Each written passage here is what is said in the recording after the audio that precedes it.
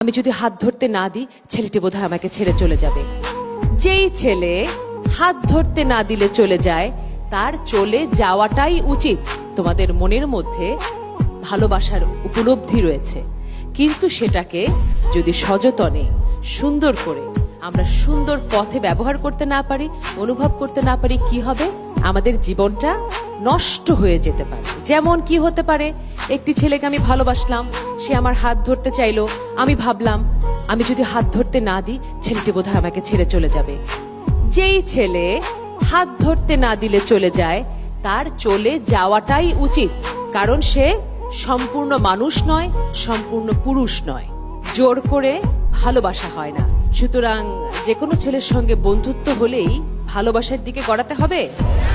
অল্প বয়সে যে ভালোবাসাটা হয় 99 ভাগে সেই ভালোবাসাটা একটা ভুল ভালোবাসা হয়।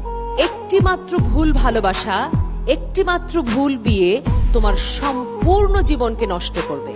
সুতরাং একটু বড় হতেই হবে বুঝতে যে আসলে কে তোমার জীবন সঙ্গী হতে পারে। এখন তোমাদের স্বপ্ন দেখার সময়, বড় হবার সময়, লেখাপড়া করবার সময়, কিন্তু কিসের সময় নয়? বিয়ে করবার সময় নয়, শারীরিকভাবে কাছে আসবার সময় নয়, প্রেম করবার সময় নয়। লেখাপড়া শেষ করে নিজের পায়ে দাঁড়িয়ে তবেই তুমি নির্বাচন করবে তোমার জীবন সঙ্গী। ছেলেরা মেয়ে দেখতে আসে, তাই না? আমি স্বপ্ন দেখছি তোমরা ছেলে দেখতে যাবে।